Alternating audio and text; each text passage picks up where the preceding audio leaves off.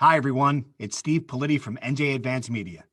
This week's Rutgers Rant is brought to you by the New Brunswick Development Corporation. A big thank you to our sponsor and to all of our listeners for the continued support.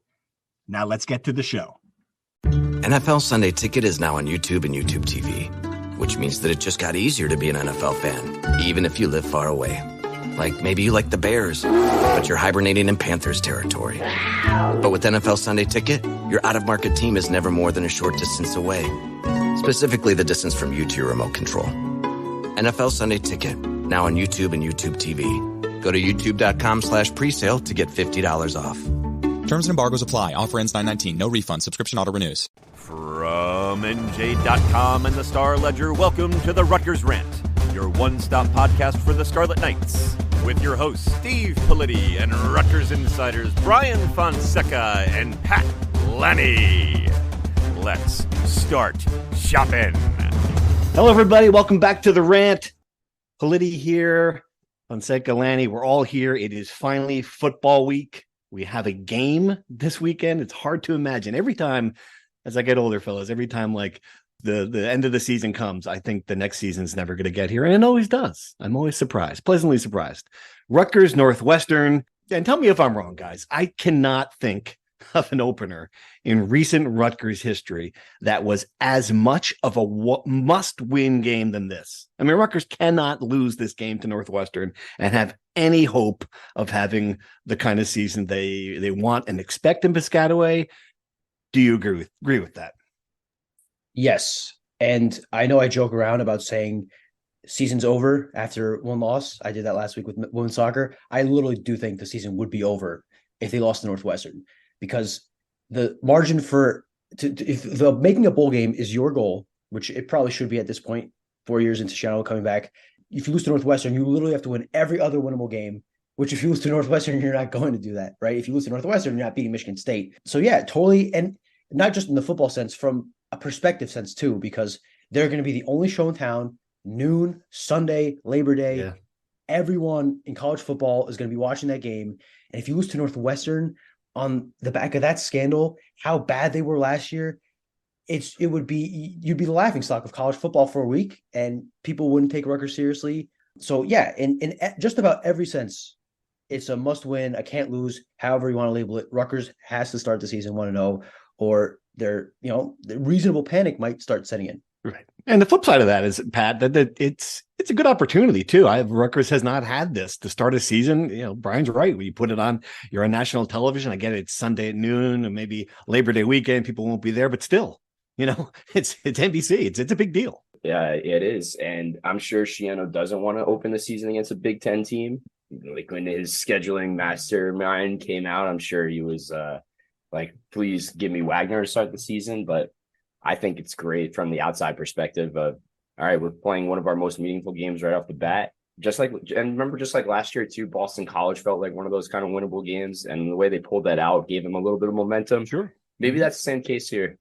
Yeah, no, absolutely. And that was a similar type opener. You probably would have thought that Boston College was better than Northwestern right now, but certainly the season didn't turn out that way. You can't say enough about all the stuff that's swirling up there in Northwestern. It's a bad situation. People will be watching out of curiosity just to see how that team responds.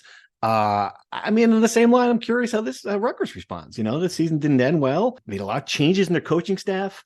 To the offensive, we're going to see if Kirk Shiraka's offense is better than what it was last year, if Pat Flaherty can rejigger this offensive line to the point where it's competent. I mean, there's just a lot of things that are going to be interesting just from the intrigue point on offense, especially, and of course the quarterback, Gavin Wimsatt, anointed as the starter before camp.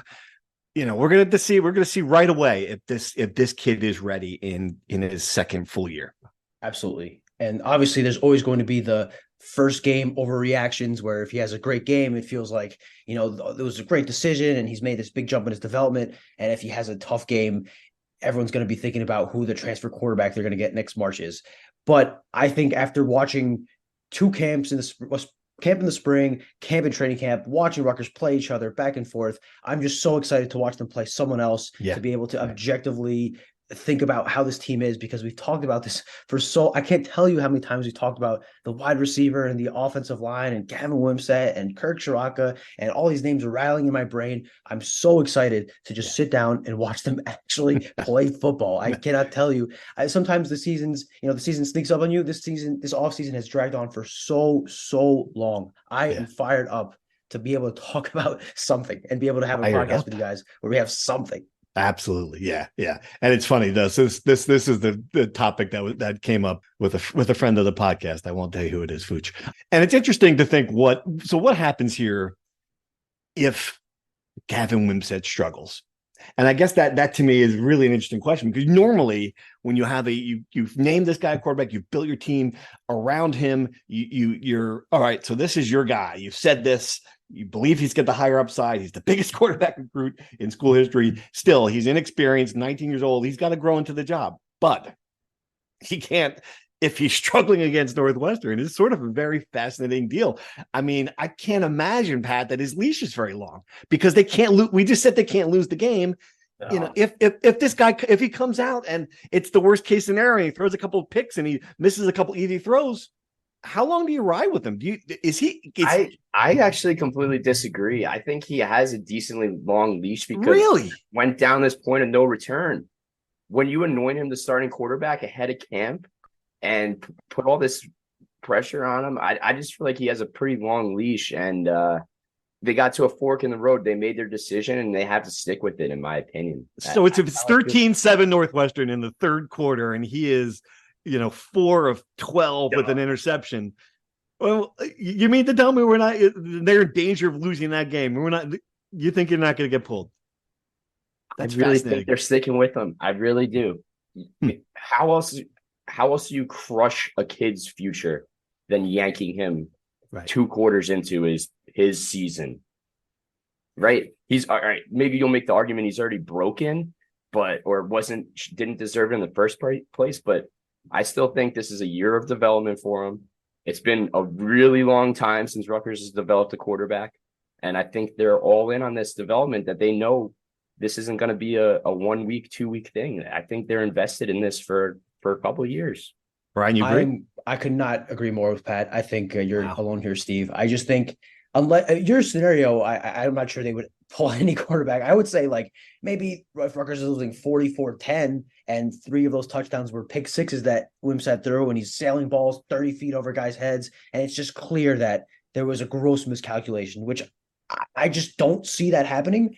I think so long as he does not completely implode to the level where he's there's so many bad quarterbacks at Rutgers in recent years, and I can't think of a specific name. It's probably best that I don't call out a single guy, but unless he falls to the depths of the very bad quarterback play we've seen at Rutgers here for a long time, which I don't think he will, I think he gets to ride out the whole first game. He probably gets to ride it out at worst the first half of the season. I'm just agree with Pat that you put all your eggs in one basket. You kind of have to, just for the sake of the kid's confidence and not shattering any hope he has, to Pat's point, you got to kind of help him out, hope he figures it out at some point. And look, if he doesn't by the halfway point of the season, and you'll be 0-6 or 1-5 or whatever, at that point, give Evan Simon a chance to earn his spot on the roster and start preparing for 2024.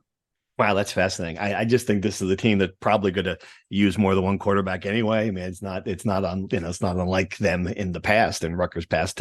They certainly haven't had one guy have that job entirely for a very long time. But that'll be good. All right, we'll see when we're in the press box at this situation. Rutgers does not want this situation. They want to be up 24-0 with Gavin playing out no matter what happens. But if it does, it's going to be fascinating.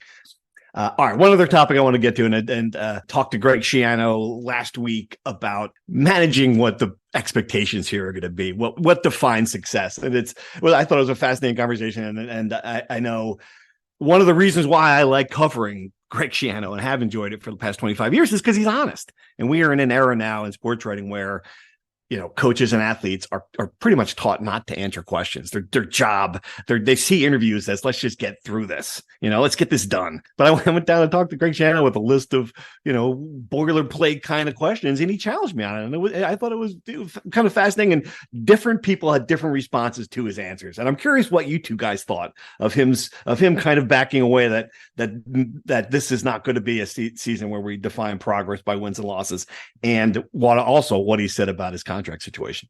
Yes, every single statement, I went back and forth three to four different ways, and I changed my mind probably three or four times before I got to this final conclusion. And I've been asked this question how many times too, like, what is this Rutgers season going to look like?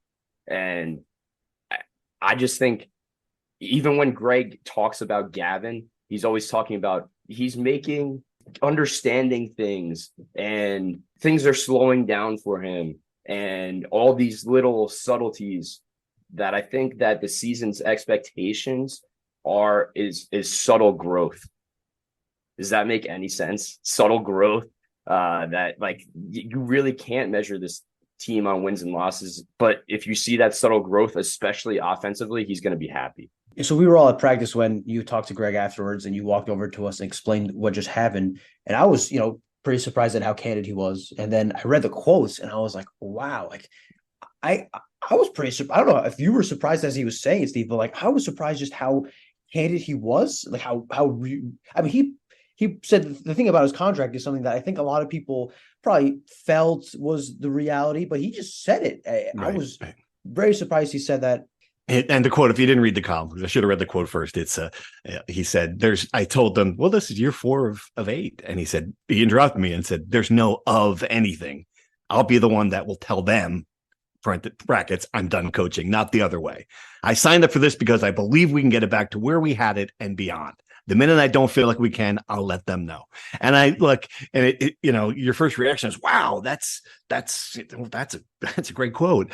That's interesting. But the next reaction is, well, I mean, that's always been what the situation is here, right? I mean, the moment he took the job, it wasn't, I remember having conversations with people like, well, I don't have to ever worry about a Rutgers coach getting fired again.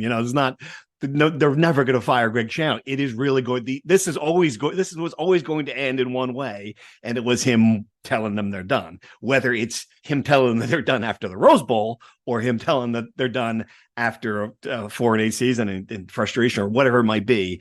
I think that's the case. So I mean, I guess when you look at it that way, it's not surprising. But to hear it out loud, I agree with you. I was a little surprised as well. Absolutely. All right, fellas, true or false? Let's go. You ready? Let's go. Ready? Let's do it. Love it. Preseason true or false. Here we go. First item, true or false. The biggest concern coming out of camp, receiver play. Pat, you go first this time. True or false? True. Brian, true or false? I'll go false, but it is up there. All right. Well, then we'll see. True or false? The biggest concern coming out of camp, the offensive line, as usual. Pat, we know your answer. So, Brian, true or false? True. Okay, we'll discuss that in a minute. I think I'm with you on that one. True. All right. True or false? Ohio State will win the Big Ten. Pat, the Buckeyes going to win the Big Ten? Is USC in this year or not? I can't remember. I don't know. No, right? So Washington. Yeah, I think I got USC this year. I'm going to stick with USC. Yeah, let's go. Okay, that's good. Fair. Okay, Brian. I've been gone back and forth on this a lot this offseason. I will say true. Yes. True or false? Michigan will win the Big Ten. Pat, you could have picked the Wolverines instead of the Trojans. I like Michigan. I like the way they're physical. So I'll say true to that. I'm going false. I think Ohio State will win. True or false? Someone other than Iowa State and Michigan will win the Big Ten. What are the chances? I guess we've all saying false to that, but what are the chances? Is there a dark horse team you're going to would you put in there? People are loving Penn State. Penn State's the only one I can think of, right? But they're going to beat both. Wisconsin. They're going to do it one of these years. I mean, first year, Wisconsin wasn't any good last year. It's tough. All right, so a lot of portal, new coaching staff. Yeah, but Penn State, yes, to your point, if this isn't the year for Penn State, it might never be for James Franklin. So, true or false? Rutgers should sign up for a game in Dublin, even if it takes away a home game. I mean, the scenes from that Notre Dame Navy game were pretty cool. True or false, Pat? Yeah, except if you actually watched the game, and it was one of the worst games I've ever watched. I didn't watch it. That's like Rutgers is the Navy of that situation. So I'm gonna say false. I didn't watch a minute of it. Brian, true or false? I also did not watch a minute of it. I was caught up in Messi Mania. But the Yeah. idea of us traveling to Ireland, having some Guinnesses and hanging out with the Yes. locals, that's got me saying true all the way. That's a big true. Even if Greg Schiano will make sure it's false for the rest of his time there. Well, All what right, if we true. go to Italy then instead of Ireland? You think he would say Ooh. yes then? Yeah, still Little- false. He Little doesn't want to. Milan? Yeah, he doesn't want to go anywhere further than SHI Stadium, which is completely understandable. All right, true or false? Buckle up, basketball fans. It's going to be a while before Dylan Harper finally announces. Pat, what do you think? True or false? Yowza. True. Brian? I'll go false, and I guess we can talk about it later, but I'll go false. Okay. Yeah, it depends on what we define a while. I think I'm going to say false for now as well. All right. And finally, true or false? Lionel Messi is better than Ronaldo. Brian? You saw it? Nope. Come No on, comment. true or false? You No just comment. watched him. You just spent your entire day chronicling his every footstep through Harrison, New Jersey. True or false? I would say Hudson County because I was in Hoboken as well. You were in Hoboken. Here's how I'll say. Lionel Messi is the best player I've ever seen at Red Bull Arena. Okay. I was gonna say every single day at practice. Him, whichever reporter is there. Is this right? whoever Yeah. it is, this is the only Yeah. thing they talk about. They don't care about American football. They care about the footy. That's that it. must get Every that must day, every day it comes back to this question, and then he's going to answer it like that. I can't allow it. this I must need- just I will say a very big Just listener stand of our on the podcast, a very astute listener of our podcast who shall not be named, Fooch, always argues with me that Pele is better than Cristiano Ronaldo and Messi, despite the fact Messi and Ronaldo are by far and away the two greatest players of all time. Like, it's not even remotely close. It's what are like you- the way Wayne Gretzky is the greatest hockey player of all time. That is what Messi and Ronaldo are to soccer. It's you not out of- even remotely close. Are you out of your mind? What kind of opinion did soccer start when you were born? Is that what your thought is here? Are you on Fuch's side here? Of There's course no I way. am. It's Pele. Oh my God, Pele was playing against plumbers and firefighters. Oh, don't give me a break with the firefighters and He never- so what Pele's impact on Now, the global and now game. the podcast has become training camp. And now the podcast right now. I feel like I'm taking crazy pills when I'm talking to anybody in this country about soccer. Are you world. serious? Oh no, You want- that's if crazy. Anyone that watched La Liga from like 2007 to 2017, that decade, I mean, anybody who in their right mind who watched what Messi and Ronaldo did in La Liga would never say this. You just think There's no- world history started when whatever year you were born. That's all you think. That's what I think scoring 60 goals a season for a decade is Mm. something that no player has ever done. Okay. All right, that's enough. Oh my God. Pele was playing against my dad. Oh my, get out of here. I've seen more competitive This is games indefensible. in the local pickup game I This play is every just- Monday. This is I just Off indefensible. the rails. Thank goodness. Thank Wait, goodness I I was wasn't I at tackled training Pele. camp to have Oh. this conversation every day, I- Pat. I'm with you. It's I really hope it's so annoying. I have so So many annoying. regrets for putting this question in true or false now. I hope the I'm football sorry, heads dear listen listener. to this podcast will back me up. I swear to God, if it's We're losing text service- subscribers every second this Every goes on. second. Devco, Every I second. apologize to Devco and Chris Palladino for sponsoring this. This is off the Don't get me rails. riled up and then complain. Okay. All right. What were the other points we have? Oh, okay. Pat, you're more worried about receivers and offensive line. Is that right? Yeah, I am. I just think, and I've been concerned about it since spring that they lose their top three receivers. They need production, and they get a couple guys that have to prove it. And I want to see a little bit more. I just want to see a little bit more from those guys. I think Isaiah Washington has to step up. The Christian Dremels have to step up. They're seniors. It's their time. And the transfer guys, they got to step up too. Gun to your head, who is the leading receiver on this team at the end of the year? If you had to say right now. I'm going to go with Jaquay Jackson. Okay. Do you agree, Brian? I would agree. I think there's a chance of like a dark horse, Chris Long, maybe Ian Strong, if he really has a really good freshman year. But I would bet I'm a very bad bettor, as I've said many times. But I would gamble on Jaquay Jackson. Okay, interesting. I like Chris Long. I like Chris Long. I didn't mention him before. I think he could have a nice year. That was good. That's a good call, Brian. All right, the Dylan Harper saga. I just got just to yes, the buzz was pretty strong a couple weeks ago that this was imminent from people I talked to. I get the sense now that has changed. I think we're trending toward him wanting to be in the school building to make his announcement. It's, obviously school opens next week, at least for my kids it does. I don't know about the rest of the universe, but so if that's the case, Brian, I get the sense that you don't want to do it the first day of school. So now you're looking at 2-3 weeks closer to basketball season before he makes it. I don't think it's changed. Like all Rutgers fans should be worried. Like all of a sudden he's going to Kansas, but that's my sense. Hey, Rutgers Rant listeners, it's Steve Politi from NJ Advanced Media. We appreciate you supporting this podcast and the sponsors who help us continue doing it. This week's podcast is brought to you by the New Brunswick Development Corporation. If you listen to this show, you love Rutgers. And if you love Rutgers, you know the positive impact that DevCo has made on the campus and its community. We thank the New Brunswick Development Corporation for its continued support and for helping make this podcast possible. Now back to the show. Yeah, I just think people got riled up with the absence of solid information of when he'd do it, and the kid kind of played into it as well. So my guess is, he has until November for the first signing period. I don't think he'll go into November. He wants to do it before his season starts in October, I think. Mm-hmm. If I had to guess, third week of September sounds right to me. Could happen before, could happen after, but that and this is not inside information. I don't know when he's going to do it, but just that makes the most sense in my book. All right. I don't think we have to talk about anything else. Good job, guys. Excited. Wait, what about offensive line? That was your thing. Why are you so concerned about the offensive line? Well, because I've been concerned about the offensive lines for the entirety of Rutgers' existence in the Big Ten since 2006. I've been concerned about the Rutgers offensive line. And I guess until I see it perform at a level where the big bodies are, when they're winning the battles in the trenches. And it's funny because again, this next week I've got a story on Aaron Lewis coming out on Tuesday. Check your internet provider to find this story. Talked to him at length. And I talked to Marquise Watson, and Marquise Watson, it was like a really great conversation. His quote was, "I expect nothing less than domination from the defensive line." And I just love that. Like, that is a really competent group. I can see it. I believe it, that they've got the bodies, they got rotation. You can see that they are going to be really good on the defensive trenches for the first time, maybe in a long time in the Big Ten. Right.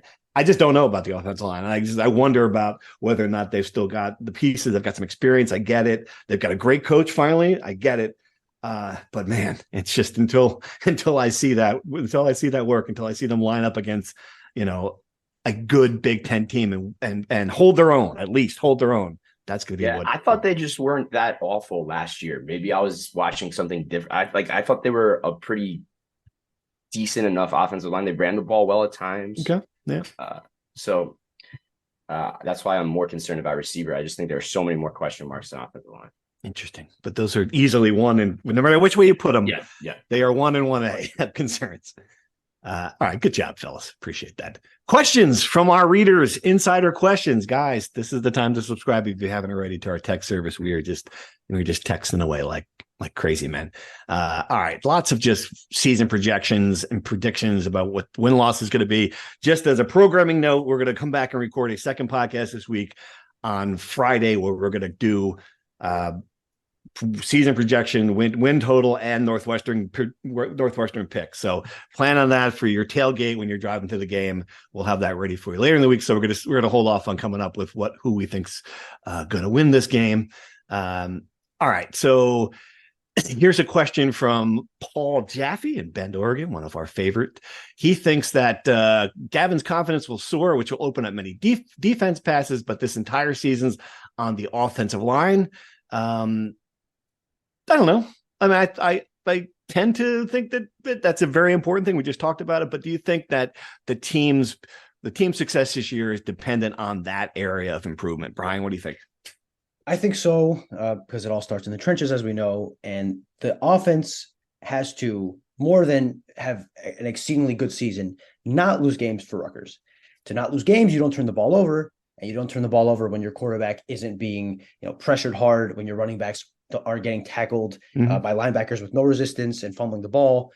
So I think in that sense, it's the most important that they can just hold things down. They don't need a dominant, offensive line that's pushing and making space for the running backs. They just have to make sure that they don't put their players in a position where they're turning the ball over, which would be the death of this Rutgers team. The defense is good enough to carry the way. The offense just cannot lose games, and the offensive line has to really help them in that sense.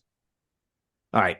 Question from Peter in Palm City: with the secondary depth, especially at corner, and the return of Toure alongside Bailey and Lewis, those are your defensive pass rushers, doesn't it figure to be a blitz-happy defense? Interesting question. Certainly, if we know Greg Schiano, he likes to put pressure on opposing defenses, so you would figure that it would be a yes. But I don't know if are they good enough in the back end where they can cover guys too. Pat, what do you think? This is such a great question. I love it. And it's really fresh on my mind because we just wrote it in this depth chart preview today that came out today. Remember back at Boston College, the first play of the season was a corner blitz and Robert Longer being just obliterated Phil Jerkovich from the backside. Yes. That was Joe Harris-Simiak's first ever play call. That's a great point. Yeah. Right. Wow. So if we're talking about like first thing he did at Rutgers was blitz the quarterback off the corner from the corner. Right. A corner blitz. So I agree with this from Peter from Palm City. I think 100% is going to be a blitz happy defense. That's great. That's a great point. And if you're looking for strengths, and I know Greg Schiano loves the coaching staff, but you're right he really established himself, I thought, as a good defensive play caller last year. I know it wasn't great against some of the better teams, but overall, good point. So yes, Peter, we think we're going to blitz a lot. And that's going to be key. And the one thing they didn't do last year, they did not turn the ball over to the level that I think Greg Schiano wanted them to. So that's going to be an important priority. The ball is the program. You might have heard that while they were arguing Messi versus Pele. Can confirm, yes. All right, some more questions here. We got a question from Frank Pep Cerrone. Offensive tackle in 1980. So we got some former players coming in. Friend of the pod. Friend of the pod. That's great. I love it. So he's fascinated by this commercial. I just saw watching the Notre Dame game about the Notre Dame Collective, and I didn't see it, but he did send me a clip of the commercial. I am a monthly donor to the Knights of the Round and NIL Collective, but see little or no promotion of this or any others. I know it's a tough sell at Rutgers, but unfortunately and obviously necessary today. Is there a way that they can promote the collective stronger during games? This is a very good point. And I think if you talk to the president of the collector, John Newman, he would say, yes, there's a lot of ways they could do this. Is enough being done, Brian, to get the word out there about the collective? Are people giving them enough money for a marketing budget to put a commercial on NBC in primetime TV? That's, these things will come for free. Yeah, I believe they're going to have advertising in the stadium this year, which is a good first step because the first people that see a commercial on CBS aren't really going to donate to a Rutgers collective. NBC and Notre Dame are a bit of a exceptional case in that it's one channel that covers one team. That's a national team, right? I think Rutgers has to start local and doing so in Shai Stadium to make the fans who are more casual and might not be aware of the Knights of the Raritan aware of the possibilities. That's a good first step. And now maybe if someone wants to throw them a few $100,000 in a marketing budget, maybe they could start putting up billboards on the Turnpike, putting out commercials on the Big Ten Network. Until then, I would be surprised. I think the first priority is paying the players, and I think marketing comes after that. Right. Yeah. I mean, it's not going to be a surprise to anybody. But another topic, and I didn't write about this in the column when just talking to Schiano about this, was just that he spends a great deal of his time on the NIL stuff, more than he ever expected or wants to, and which is one reason why he loves training camp, because he's actually on the field doing football stuff. It is just about the entirety of everything happening behind the scenes is all about NIL. So good question, Pep. Thanks. All right. We got another question from our former Rutgers football players, and it's great. Brian, 1972, Palm Springs, California. I've read that President Holloway is possibly on the hot seat. Is that good or bad for the football program if he's replaced? Well, I don't know if I feel as strongly to say he's on the hot seat. He's facing some criticism, like virtually every president of a major university does, for some decisions. I think I know we read an op-ed of some concern about the leadership changes at Rutgers Newark. I think it would be bad for the program, though. Certainly, he is a pro athletics booster, a guy who came out and said that he is okay with the athletic department losing money, which is the first time anyone in a leadership position has just acknowledged the fact that, Rutgers is going to be operating in the red for the rest of time. So I believe that he's the kind of guy who gets it, who's a cheerleader for athletics. He's been present at games. He's available. He caught a punt from Adam Korsak. What do you think, fellas? I mean, do you agree with me that he is a guy they want to have there for athletics? Yes. And all you have to do is look back to the president before him, Robert Barchi, as the antithesis of a pro athletics president. That's a good point. I'm just surprised that O'Brien broke news on the Rutgers Rant for a change. Yeah, right. It must be pretty funny if something happens in the month or two, like, oh, we heard it here first from Brian from Palm Springs. Good job. Good question, though. I like it.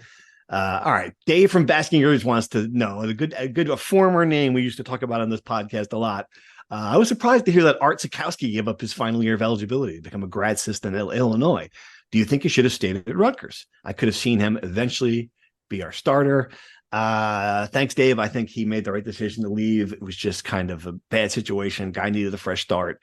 I'm not surprised that he gave up. I think it was a very mature decision by him. He's the kind of guy that loved having around the program, positive guy. I can see him being a really successful coach. You guys agree? Yeah, if there's a piece in the Illinois Inquirer 247 sports site, they talked to him before their bowl game last winter, and he clearly loves this stuff. I mean, he's always loved football, always been a football junkie, and it seems like he's really connecting with the coaching side of things and impressing people on Illinois staff. So I think the combination of things not really working out, he was a backup to Tommy DeVito and probably wasn't going to start this season anyway, kind of made the impetus for him to make that jump that he was probably going to make anyway. And early dividends are very strong. So I think I speak for everyone in the Rutgers universe that they're rooting for Art Sikowski. Was always a great guy. Working with him on our end, I think the fans have a good impression of him as well. So yeah, I think we could certainly see Art Sikowski moving on up the coaching ladder sooner rather than later. Art Sikowski is a great example of why you just don't want to anoint the quarterback. And it's happening now. I can see it. And this is a name that it's constantly in my Twitter feed. AJ Serace had a huge game, I guess, to open up the season, and everyone's like, "Look at this kid. He is the next great quarterback." I'm like, you know what? I've been guilty of banging that drum in the past. I'm going to let him get to campus and have a college practice before we anoint him. But man, the highlights were pretty impressive. I don't know if you fellas saw that. Yeah, I saw it. He was moving. I didn't know he was such a capable runner. Yeah. He had 350+ yard touchdown runs in that game. Right. Yeah. And Wayne Valley's it was against Wayne Valley, not to get too derailed here, but traditionally a good program like that. That was very impressive. What happened to Wayne Valley? Wayne Valley in trouble? Yeah. There you go. Yeah. They need a new defense coordinator. There you go. All right. Fun question. Someone wanted to know, can Sarge get a guest appearance on the podcast? I don't know. I'm welcome. I'm willing to have Sarge back on for a guest appearance. You guys wouldn't be threatened if we let Sarge come on and handle a show? Maybe for our first ever Friday picks pod. Yeah. I don't know about that soon. Yeah. We need Sarge for that because he'd be the guy who pick 8 and 4, which is always a great Sarge. Sarge, ever the optimist when he made the picks. God love him. I think the only people that would be threatened by Sarge going on the pod is all the Rutgers people who haven't heard from him in a few months. There's sweat pouring down their neck at the sound of his voice. Exactly. That's the best part about Sarge. Yeah, when he wasn't around, people were like, "Where's Sarge?" It was always great. He could be taking his car in for an oil change, but people are convinced he was working on some massive investigation. So that's always fun. All right, and finally, against my better wishes, against my better thoughts here, Pat, I'm going to ask CJ in Basking Ridge has a soccer question for Brian. Should I do it? I might as well do it, right? Yeah. Bring it home. First, he's giving me grief. Well, first, please stop picking on the little Red Bulls in Major League Soccer and return to his customary topics. I wrote a column that said perhaps Messi wasn't great for U.S. soccer, and the fact it's embarrassing. And to my point, I'm going to put this out there. If you saw his goal, again, amazing play, but there's like 7 Red Bull defenders standing in the box looking at three guys for Miami who were past between them and the guy. It was just amazing. Anyway, so but the second part of the question, this one, have any comment on Spain's spectacular run to the World Cup title and the abject buffoonery of the country's soccer federation president. Go for it, man. Let's hear your soccer stuff. Okay, I might be a little long-winded because I'm going to talk about three things here, but I did not watch much of the Women's World Cup. I would only be up at 3 a.m. to watch a Women's World Cup game if it was Portugal in the final, which is unfortunately probably never going to happen. So I did not watch the game. I did not watch most of the games. I think it's cool. Spain is a country that was one of the first that heavily invested in women's soccer. They're a great footballing country. They really love the game. They talk about it all the time. They play very beautifully on the men's side. The women's side does as well. So I was happy for them, as much as it hurts me being their Iberian Peninsula neighbors, to see them win the title. I thought Rubiales, the scandal is an embarrassment in the beginning, just because he's a massive misogynist. He's kissing women players in the biggest moments of their life in front of the entire world. It's an absolute disgrace. His reaction to the thing is an even bigger disgrace. Just the federation's reaction to it is a disgrace. Going to a podium and saying he will not resign, as though proud of what he did, is just embarrassing. I know a lot of Spanish people are embarrassed by it. I think it's a public showing of a very ugly side of society that's probably prevalent in a lot of Western European countries. This macho, I can do no wrong, I'm a man thing. It's very sad. I feel bad for the women's soccer players in Spain, and hopefully in the years to come, after Rubiales is punished by FIFA and he has to resign in disgrace, that their win in the World Cup is remembered and not what he did. And hopefully the 2030 World Cup bid Spain and Portugal have together does not get ruined by this horrendous person. That's secondary, obviously. But if I don't get to watch Portugal play in the World Cup in Lisbon in 5 years from now, I'll be very upset. The Red Bulls angle. Messi absolutely embarrassed them on the field. I think an underrated thing is how embarrassing it was for the club Red Bulls off the field.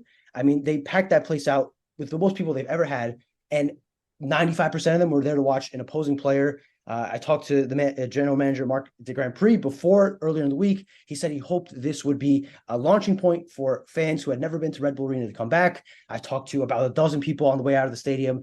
All of them said there's no way they're coming back unless Messi comes back. They're selling Messi T-shirts in the fan shop. It's this club, they lost. They're going to might miss the playoffs for the first time in 13 years. If I'm a Red Bulls fan, a diehard Red Bulls fan that's been going to these games and paying this club that does not care about this organization that does not care about them, I would be furious. The club is a shell of itself. It used to be a proud tradition. It used to fight for MLS Cups, and now it's Disney World, the Disney World of MLS that's willing to sell its soul for a few $1,000s because the greatest player of all time is in town and they're bowing to him. So I thought if I was a Red Bulls fan, I'd be pretty pissed last night. It's cool I get to see Messi, but the club that I love, which again, I'm not a Red Bulls fan, but I'm talking from their perspective, is dead.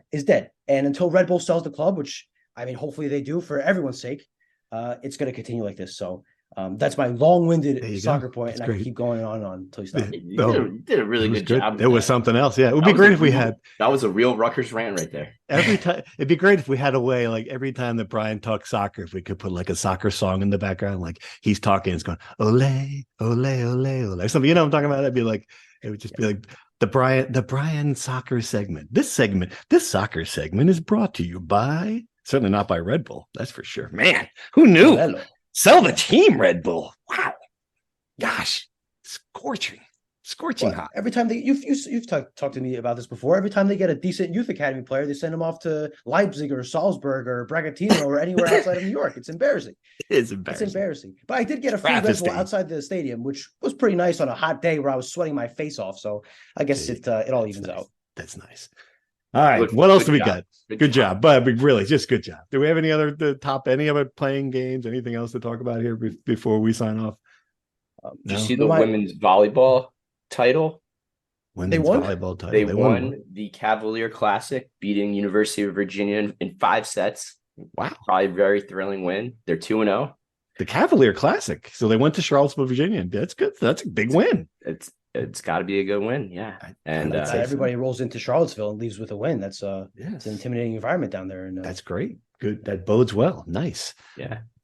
Okay. Soccer did not do as well. Men's soccer lost their opener, and women's soccer, I believe, lost NC State. I could be totally wrong here. No, they beat NC State. I saw that. I thought they would beat NC State. No. Okay, well, correct the record. I'll take that out of the podcast. But men's soccer did lose their opener to Delaware.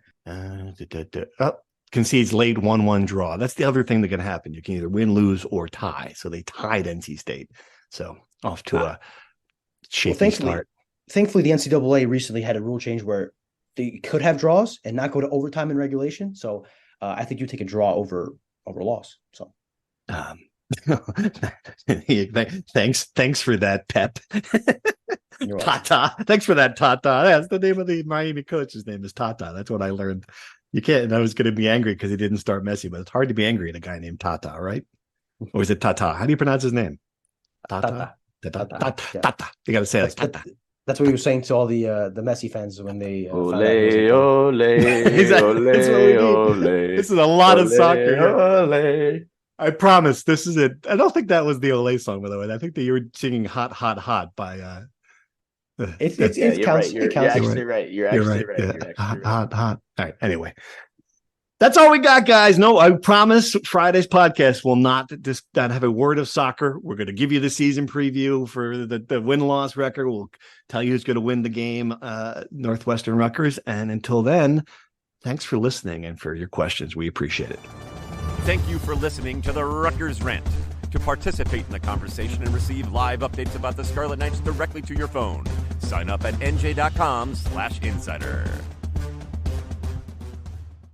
You haven't heard enough from me yet, huh? Steve Politi here for one last thank you to this episode's sponsor, New Brunswick Development Corporation, and to listeners like you who make it all the way to the end of the show. We'll see you again soon.